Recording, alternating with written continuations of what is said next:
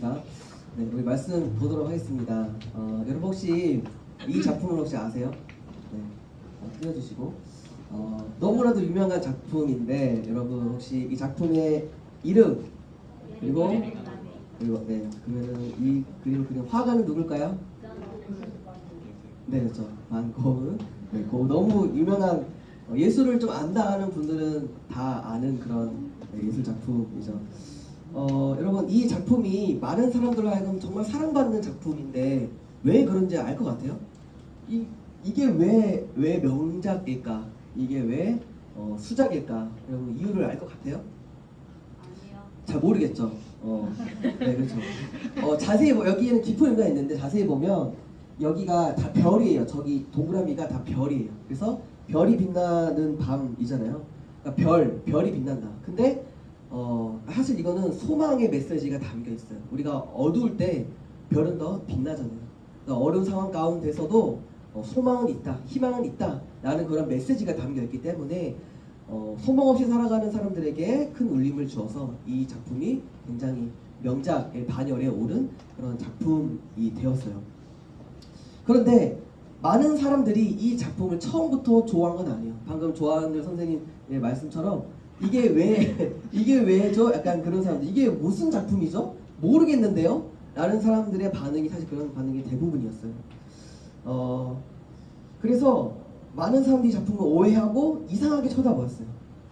근데 사실 그랬던 이유는 이 작품이 좀 이렇게 이해하기 어려운 작품이기도 하지만 이 작가였던 화가였던 고흐의 상태가 안 좋았기 때문에 고흐가 사실 이 작품을 그릴 때 정신병이 있는 상태로 그렸어요.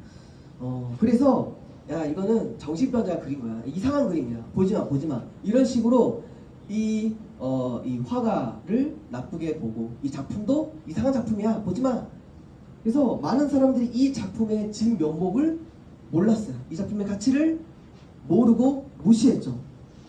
자, 그런데 모든 사람이 이 작품을 무시할 때 딱 한 사람만큼은 이 작품을 지지해 주었어요. 이 작품 최고 작품입니다. 누구인가? 바로 동생이에요. 이 고흐의 동생의 이름이 테오입니다. 테오. 이 테오, 이 동생은 아니야. 우리 형이 지금 좀 아프지만 이거는 정말 엄청난 메시지가 담겨져 있는 명작이야. 라고 이 작품을 굉장히 지지해 줬어요. 그래서 많은 사람들에게 이 작품을 알렸어요. 이 작품 좀 보세요. 희망의 메시지가 담겨 있어요. 이거 좀 보세요. 보세요. 고흐가 죽음 이후에도 계속해서 알렸어요. 그러다 결국 후대 화가들로부터 재조명이 된 거죠. 한마디로 떡상이 된 거예요. 떡상. 그래서 현재 세계에서 가장 유명한 그림 중 하나가 되었어요. 여러분 혹시 게임 체인저라는 말 알아요? 게임 체인저? 갑자기 짠 하고 나타나서 그 게임의 판도를 완전히 뒤바꿔 놓은 그런 사람을 게임 체인저라고 말합니다. 자, 여러분 제가 한 이야기 중에서 게임 체인저가 있었죠. 누구? 바로 테오예요. 이 작품의 가치를 아무도 모르고 다 무시하던 이 시대 가운데 갑자기 테오가 짠 나타나서 아니야, 그렇지 않아, 희대의 명작이야 라고 말하면서 이 시대의 판도를 바꿔버린 거죠. 그래서 온 세상이 고흐의 가치를 알아보게 되잖아요. 그래서 여러분 오늘도 우리가 이 말씀 가운데 또 한 명의 게임 체인저를 만나게 될 거예요. 우리가 계속 나누는 인물이 있죠. 바로 다윗입니다. 다윗. 우리가 계속 다윗을 지금 나누고 있는데 이 다윗 또한 게임 체인저예요. 왜냐하면 다윗이 살던 시대는 어떤 시대였는가? 마치 이 작품을 무시한 것처럼 누구를 무시하는 시대? 하나님을 무시하는 시대. 하나님의 영광과 이름이 땅에 떨어져 가고 사람들이 하나님을 알지 못하는 이 시대 가운데, 하나님의 가치를 알지 못하는 이 시대 가운데 짠 하고 나타나서 판을 완전히 뒤흔들어버린 그 사람이 바로 다윗. 키는 작지만 영적 거인이었던 그 다윗. 오늘도 우리가 이 다윗에 대해서 나눌 것이고 그 다윗의 중심에 대해서 우리가 다시금 나눌 건데 우리가 오늘 또 말씀을 들을 때 다윗이 이렇게 했대 끝 이런 것이 아니라 다윗처럼 내가 한번 살아봐야겠다.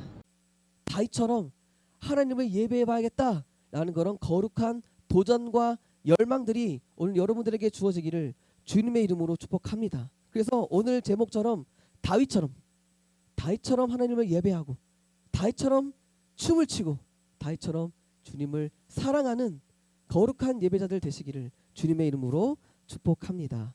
그래서 오늘 우리가 두 가지를 나눠볼 거예요. 자, 첫 번째 다윗처럼 살 수 있는 방법. 첫 번째는요. 다윗처럼 꿈꾸기입니다. 다윗처럼 꿈꾸기. 우리 1절 2절 네 볼게요. 사무엘하 6장 1절 2절을 함께 보도록 하겠습니다. 함께 읽어볼게요. 시작. 다윗이 이스라엘에서 뽑은 무리 3만 명을 다시 모으고 다윗이 일어나 자기와 함께 있는 모든 사람과 더불어 바알레 유다로 가서 거기서 하나님의 궤를 메어 오려 하니 그 궤는 그룹들 사이에 좌정하신 만군의 여호와의 이름으로 불리는 것이라. 아멘. 자, 잘 알다시피 언약궤에 대한 이야기예요. 우리가 몇 주 전에 이 언약궤에 대해서 나왔죠. 그래서 다시금 짧게 정리해 볼게요. 자, 언약궤는 뭘 상징하는가? 하나님의 임재. 그러니까 하나님 그 자체를 어떻게 보면 상징하는 거예요. 쉽게 보면. 근데 이 하나님 자체를 상징하는 이 언약궤가 어떻게 되어 있었다? 버려져 있었다. 방치되어 있었다. 그래서 이것은 현재 이스라엘의 영적 상태를 보여주는 거죠. 하나님을 그렇게 버려두고 하나님을 떠난 그 이스라엘의 상태를 보여주는 거예요. 자, 그렇게 70년간 언약궤는 버려져 있었어요. 이스라엘의 외진 곳에. 자, 그런데 그렇게 다 언약궤를 잊어갈 때 딱 한 사람이 그 언약궤를 기억했다고 했어요. 누구? 다윗. 다윗은 그 언약궤를 기억했고 그 언약궤를 그리워했어요. 그래서 그는 왕이 되자마자 뭘 했다? 언약궤를 예루살렘으로 가져왔다. 수도로 가져왔다. 자, 그래서 지금 그 프로젝트 언약궤를 가져오는 그 프로젝트를 하는 그 과정을 오늘 그 말씀 1절 2절에서 보여주고 있는 거예요. 자, 그런데 여기 말씀 보니까 좀 특이한 게 있어요. 자, 제가 이 색깔 표시해 놓은 거 있죠. 3만 명. 여러분 언약궤를 가지러 가는 일에 몇몇 명이 지금 투입됐다고 나와 있죠. 3만 명. 엄청난 숫자 아니에요? 거의 군대급 예, 엄청난 숫자인데 여러분 언약궤가 그냥 들고 오는 거잖아요. 그럼 엄청 무거운 건가? 뭐 그 정도로 무거운 거 아니에요. 언약궤는 4명이면 충분해요. 성인 남성 4명이면 충분히 들고 올 수 있는 그 정도의 무게예요. 그러면 전쟁을 통해서 뺏어와야 하는 건가? 아니에요. 그것도 아니죠. 지금 언약궤는 이스라엘 안에 있어요. 그러니까 전쟁을 하러 가는 것도 아니에요. 그런데 못하러 3만 명이나 가냐고요. 3만 명이나. 자, 그 이유는 뭐냐면 바로 퍼레이드식을 하기 위해서요. 그러니까 언약궤를 그냥 단순히 들고 오는 것이 아니라 행사를 진행하고자 했어요. 바로 퍼레이드식이에요. 퍼레이드식. 여러분 혹시 퍼레이드 본 적 있어요? 퍼레이드. 여러분 퍼레이드 하면 뭐가 생각나요? 롯데월드. 롯데월드에서 그 다람쥐 분들이 탈을 쓰고 막 춤을 추고 또 에버랜드에도 그런 퍼레이드가 있죠. 멋진 그런 퍼레이드가 있는데 여러분 사실 근데 퍼레이드의 원조는 어디인가? 바로 군대예요. 사실 군대에서부터 퍼레이드가 시작되었어요. 그래서 여러분 혹시 국군의 날에 TV를 본 적 있어요? TV를 네, 없으세요? 네, 한번 보세요. 그래서 국군의 날인데 국군의 날에 TV를 보면요, 뭐가 나오냐면 퍼레이드식이 나와요. 퍼레이드식. 그래서 막 군인들이 막 이렇게 행진을 하면서 탱크도 막 지나가고 막 비행기도 막 날아가고 미사일 막 지나가고 하는 거예요. 그걸 왜 할까요? 그렇죠. 사계진자. 그리고 보여주기 위해서 우리 군대가 우리 국군이 얼마나 위대하고 얼마나 위험이 있는지 그것을 보여주기 위해서 행렬식을 하는 거예요.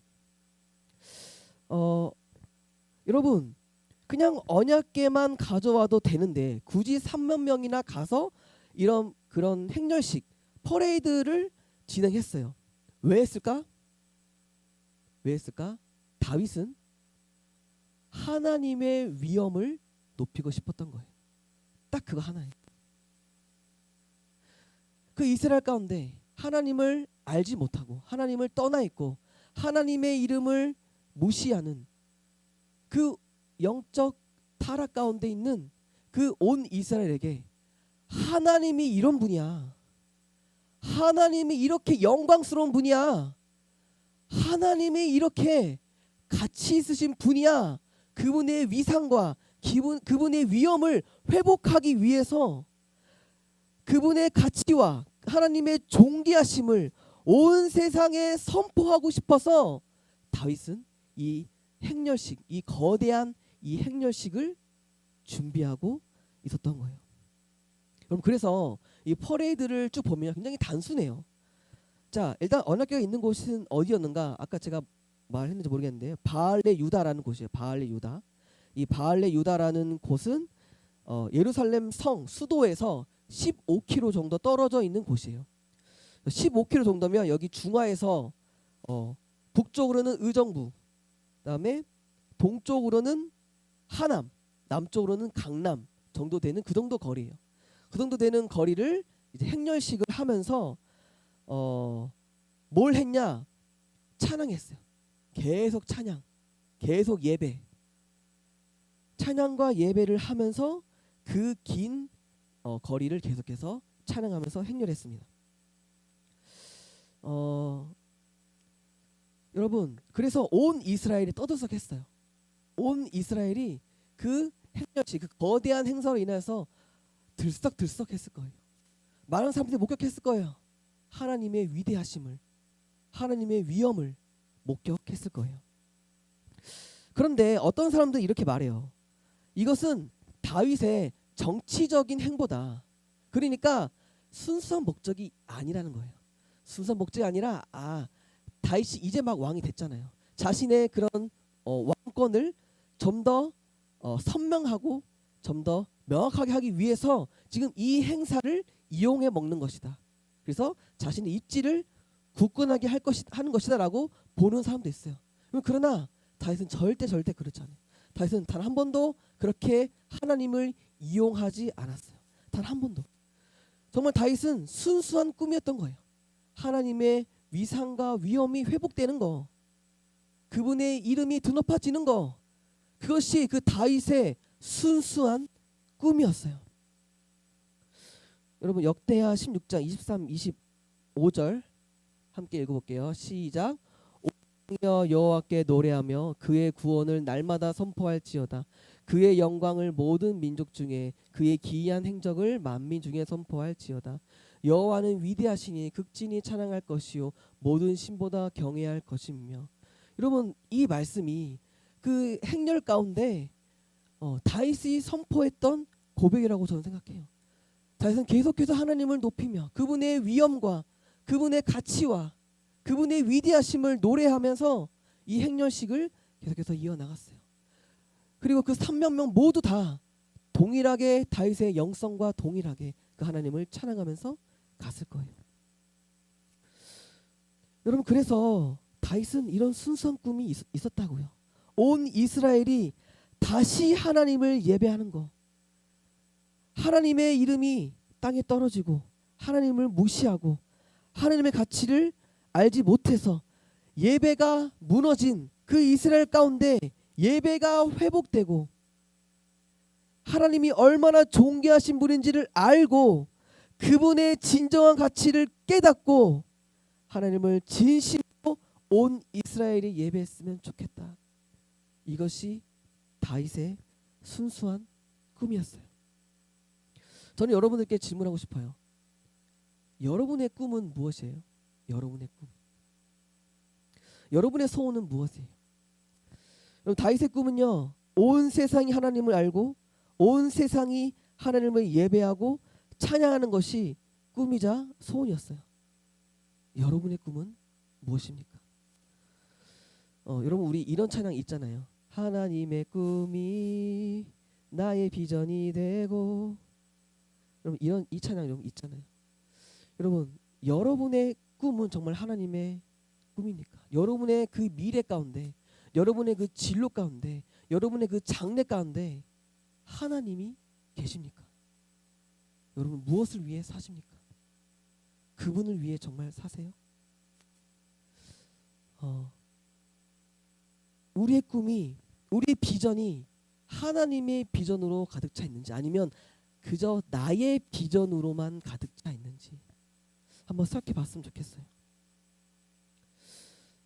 그래서 여러분, 우리가 다윗처럼 살기로 우리가 마음을 먹었다면요, 우리도 다윗처럼 꿈꿨으면 좋겠어요.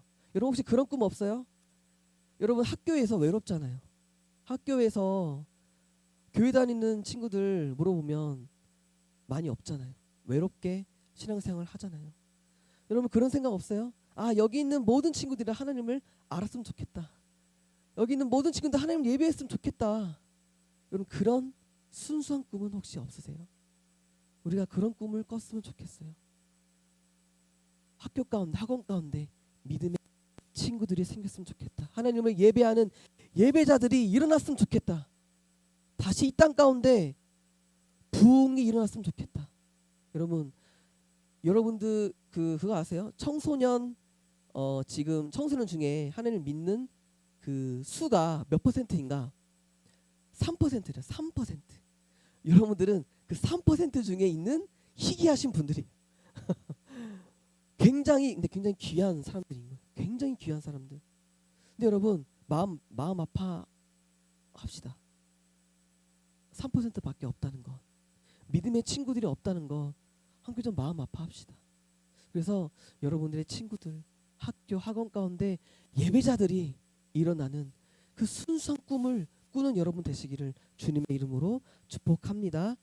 자, 두 번째 볼게요. 두 번째, 다윗처럼 우리가 뭘 해야 하는가? 다윗처럼 최선을 다해 사랑하기. 자, 우리가 다윗처럼 최선을 다해서 하나님을 사랑했으면 좋겠어요. 우리 3하 6장 13절 함께 보겠습니다. 13절 시작. 여호와의 궤를 맨 사람들이 6걸음을 가매 다윗이 소와 살찐 송아지로 제사를 드리고. 여기 보면 이제 행렬 그 행진시 하는 가운데 어떤 특별한 이벤트가 있었음을 볼 수가 있어요. 자, 어떤 이벤트인가? 자, 6걸음을 감에 제사를 드렸다라고 되어 있어요.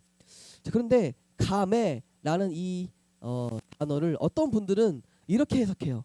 마다. 여러분 마다로 바꿔서 한번 보세요. 6걸음마다 다윗이 소와 살찐 송아지로 제사를 드리고. 이게 뭘 의미하겠어요? 하나, 둘, 셋, 넷, 다섯, 여섯 제사. 하나, 둘, 셋, 넷, 다섯, 여섯 제사. 6걸음마다 제사를 드렸대요. 헛웃음이 나오죠. 저도 이거를 볼 때 헛웃음이 나왔어요. 이게 말이 돼? 얼마나 수고스러워요. 무슨 6걸음 갈 때마다 제사를 드리냐고. 물론 저도 이 전 행렬 가운데 다 그러진 않았어요. 생각해. 특정 구간에서만 그랬을 거라고 생각을 하지만 그래도 굉장히 수고스러운 일이고 굉장히 피곤한 일이잖아요. 아, 그냥 행렬 가는 것도 힘든데 무슨 6걸음 갈 때마다 제사 드리고 6걸음 갈 때마다. 근데 여러분, 그래서 어떤 신학자는 이렇게 말해요. 그 행렬의 그 길은 물론 기쁨과 찬양의 그런 행렬 이게 이었겠지만 또 한편으로는 피 비린내 나는 그런 길이었을 것이다. 송아지를 잡는 제사를 드리는 피 비린내로 진동한 길이었을 것이다. 그러니까 그렇게 낭만적이지는 않았다라는 거예요. 엄청난 수고와 엄청난 거룩한 헌신이 들어가 있는 그런 길이었을 것이다. 근데 여러분, 만약에 다윗의 이 부하예요. 여러분들이 다윗이 이렇게 명령해요. 자, 지금부터 6걸음 갈 때마다 제사 드리는 거다 라고 하면 여러분들은 뭐라고 답하고 싶으세요? 왜, 그쵸? 왜요? 왜 그렇게까지요? 그렇게까지 해야 돼요? 라고 말했을 것 같아요. 그쵸? 왜 그렇게까지 해야 했을까라는 그런 의문이 듭니다. 다 이해가 안 됐을 거예요. 자, 그런데 여러분, 다윗의 이해가 안 되는 행동은요, 여기서 끝이 아니에요. 자, 역대하 16장 37절 말씀 볼게요. 1절 말씀 함께 봅시다. 시작. 다윗이 아삽과 그의 형제를 여호와의 언약궤 앞에 있게 하며 항상 그 궤 앞에 섬기게 하되 날마다 그 일대로 하게 하였고. 자, 지금 이 상황은 어떤 상황이냐면 그 언약궤가 이제 예루살렘으로 이렇게 안치가 되었어요. 자, 이렇게 왔어요.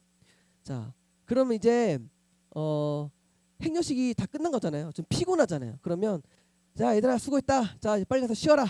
라고 해야 되잖아요. 그런데 잠깐 멈춰. 자, 지금부터 우리 24시간 365일 예배를 드리는 거야. 예? 다 왕님 뭐라고요? 24시간 365일 예배를 드릴 거다. 집에 가지 마. 팀을 이제 꾸리는 거예요. 예배팀을 꾸려서 이 지금 언약궤가 있는 이 성막 가운데, 이 성전 가운데 예배가 끊이지 않도록, 예배의 불이 꺼지지 않도록 너희들이 번갈아 가면서 계속해서 예배를 드려라. 라고 한다면 여러분들 또 뭐라고 답할 거예요? 예? 그렇게까지요? 1시간 예배 드리면 되잖아요. 1시간 예배. 근데 뭐 24시간 365일 어떻게 예배를 드려요? 라고 하지 않았겠어요? 여러분, 그런데 자, 이 다윗의 이런 행보는 끝이 아닙니다. 자, 사마 6장 14절 볼게요. 사마 6장 14절 함께 읽읍시다. 시작. 다윗이 여호와 앞에서 힘을 다하여 춤을 추는데 그때 다윗이 배 에봇을 입었더라. 자, 지금 이 상황은 이제 언약궤가 예루살렘 거의 코앞까지 온 상황인 거예요. 그 온 상황 가운데 있는 거예요. 그때 다윗이 너무 신난 거예요. 언약궤가 드디어 우리 예루살렘 성에 왔다. 하나님이 드디어 이곳에 오셨다. 이 거룩한 기쁨이 너무 충만하여서 춤을 추는 거예요. 이렇게 막 덩실덩실 춤을 추는 거예요. 여러분, 왕이 기뻐서 춤을 췄대요. 근데 다윗이 춤을 막 잘 췄겠어요? 막 그 앞에서 막 이렇게 막 하면서 막 팝핀 댄스를 뭐 했었겠어요? 우스꽝스럽게 막 춤을 막 췄겠죠. 막 춤을. 여러분, 왕이 막 춤을 췄대요. 여러분, 혹시 우리나라 대통령이 그렇게 했다 상상이 돼요? 상상이 가세요? 우리나라 대통령이 거대한 행사에서 막 춤을 췄다. 막 너무 기뻐서. 좀 상상이 안 가시죠? 여러분, 그래서 다들 당황했을 거예요. 왜 저러죠? 왜 저러죠? 근데 이 당황을 넘어서 다윗을 조롱했던 사람이 있었어요. 미갈이죠. 미갈. 다윗의 아내였던 미갈. 16절 볼게요. 16절. 자, 여호와의 궤가 다윗성으로 들어올 때에 사울의 딸 미갈이 창으로 내다보다가 다윗 왕이 여호와 앞에서 뛰놀며 춤추는 것을 보고 심중에 그를 업신여기니라. 업신여겼다라고 되어 있어요. 업신여겼다. 그러니까 당황을 넘어서 저게 뭐 하는 거야? 왕이 품위 없게. 품위를 지켜야지. 품위를. 왕이 체면이 있는데 뭐가 기쁘다고 그 앞에서 춤추고 있는 거야? 다윗의 아내는 조롱했어요.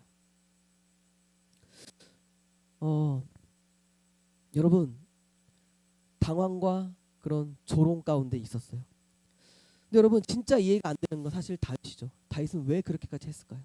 다윗은 왜 우스꽝스러운 춤을 추고 체면을 다 포기하고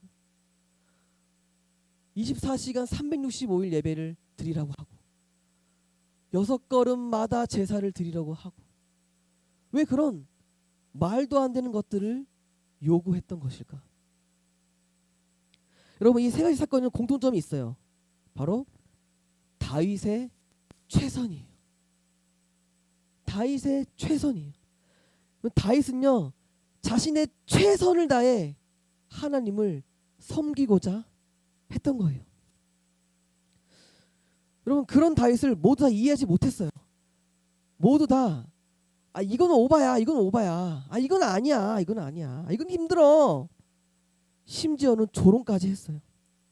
그러나 다윗은 자신의 모든 힘과 모든 최선을 다해서 하나님을 있는 힘껏 사랑했어요.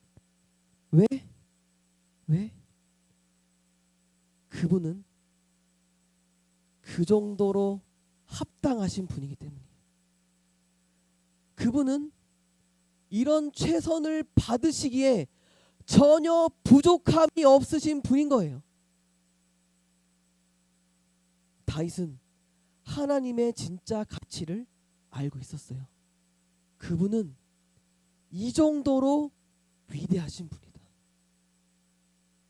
그분은 365일 예배를 받을 정도로 그분은 위대하신 분이시다. 그분은 6걸음의 제사를 받으실 정도로 가치 있으신 분이다. 그분은 우스꽝스럽지만 내가 그분 앞에 모든 체면을 버리고 춤을 출 정도로 그분은 선하시고 좋으신 분이시다. 다윗은 단지 그분 앞에 합당한 반응을 했을 뿐이고, 그리고 또 한 가지, 다윗은 너무나도 이것을 알리고 싶었어요. 너희들이 몰라도 너무 몰라. 하나님을 너무 몰라. 그분이 얼마나 위대하신 분인지, 그분이 얼마나 영광스러운 분인지 너희들이 모르고도 너무 모르는구나. 그분이 얼마나 가치 있으신지, 그분이 얼마나 존귀하신지를, 그분이 얼마나 영광스러운 분인지를 모든 사람들에게 알리고 싶었어요. 여러분, 우리는요 가끔 어떤 사람들을 통해서 이게 진짜 가치 있는구나 라는 것을 알 때가 있어요. 언제일까? 음식점 웨이팅 할 때요. 여러분 혹시 하남 스타필드에 초마라고 아세요? 초마? 제가 스타필드 갈 때마다 줄 서 있어. 그래서 아내랑 우리 저기 언제 가볼까? 맨날 이런 말 해요. 가보고 싶은데 줄이 너무 길어.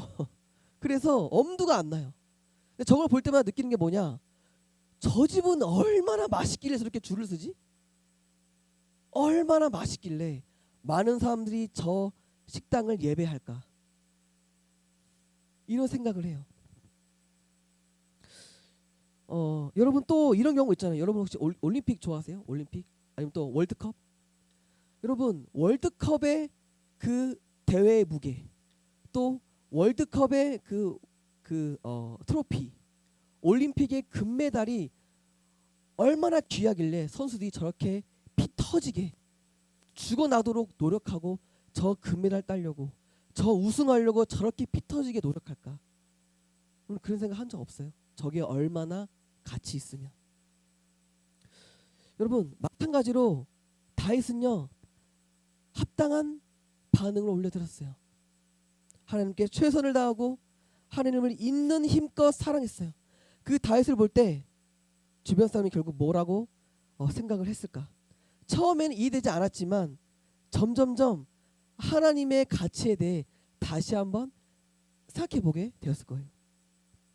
여러분 제가 오늘 설교 제목을 사실 이걸로 하려고 했었어요. 네, 보여주시죠. 하나님이 얼마나 좋으신 분인지 감도 안 옴. 이걸 하려다가 막판에 이건 좀 아닌가 해서 다윗처럼으로 바꿨는데, 여러분 저는요 이게 오늘 설교의 핵심이라 봐요. 야, 하나님이 얼마나 좋은지 감도 안 오겠다, 이렇게 생각했을 거예요. 여러분도 다윗을 보면서 느낀 것 있지 않아요? 야, 하나님이 얼마나 좋으면 저렇게까지 할까? 야, 하나님이 대체 어떤 분이야? 얼마나 좋으면 저렇게 자신의 인생 전부를 걸면서 그분을 예배할까? 그분을 섬길까? 자신의 모든 걸 걸고.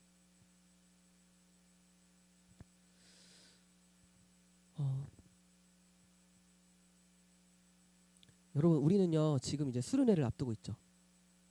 수련회를 이제 앞두고 계속해서 우리가 다윗을 나누고 있는데, 제가 이 다윗을 나눌 때마다 여러분들에게 한 가지 정말 바라는 것이 있어요. 딱 한 가지. 한 가지 바라는 것이 있어요. 그것은 뭐냐면 하나님에 대해서 궁금해하는 거예요. 하나님을 향한 거룩한 궁금증이 일어났으면 좋겠어요. 오늘 이스라엘 백성들은 봤어요. 하나님을 향한 다윗의 태도를 봤어요. 하나님께 정말 최선을 다하고 거룩한 낭비, 과도한 헌신, 최선을 다한 예배.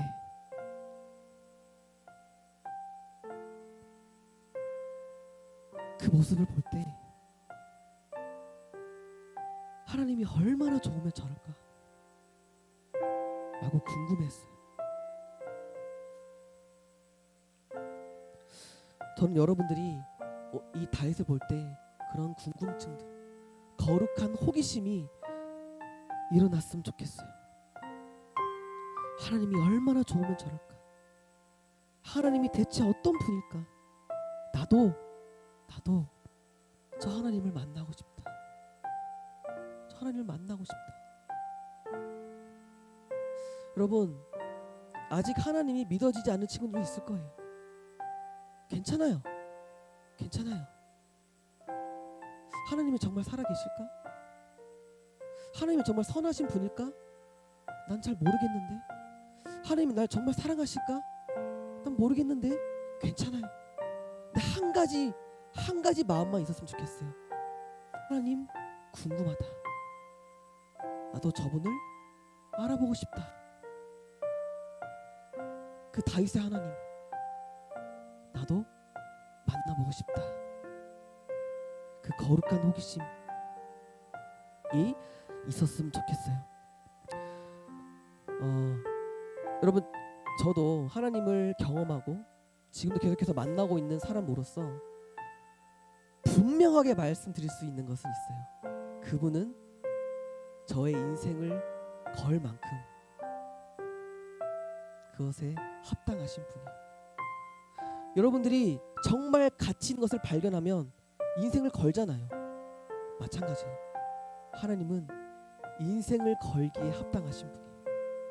나의 모든 인생, 나의 모든 것을 걸 만큼 그분은 좋으시고 선하시고 신실하시고 아름다우신 분이세요. 여러분, 그 하나님을 궁금해해서 이번 수련회 가운데 정말 그 하나님을 맛보아 알았으면 좋겠어요. 여러분, 맛보지 않으면 알지 못해요.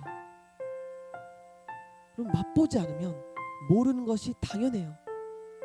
그래서 여러분들이 맨날 귀로만 듣고 말로만 듣고 머리로만 아는 하나님이 아니라 정말로 그 하나님, 그 하나님의 임재를 경험하고 그 하나님의 십자가를 경험하고 예수 그리스도의 놀라운 사랑을 경험하는 이번 수련회 되기를 주님의 이름으로 축복합니다. 여러분 가운데 혹시 공허함이 있어요? 갈급함이 있어요? 하나님, 인생 이게 다예요? 정말 이게 다예요? 라는 그 공허함과 갈급함이 있어요? 주님 말씀하십니다. 내게로 오라. 내가 모든 것을 채워주리라. 여러분, 오늘 함께 내 갈급함이라는 찬양 함께 찬양하시면서 그분을 예배하고 찬양했으면 좋겠습니다.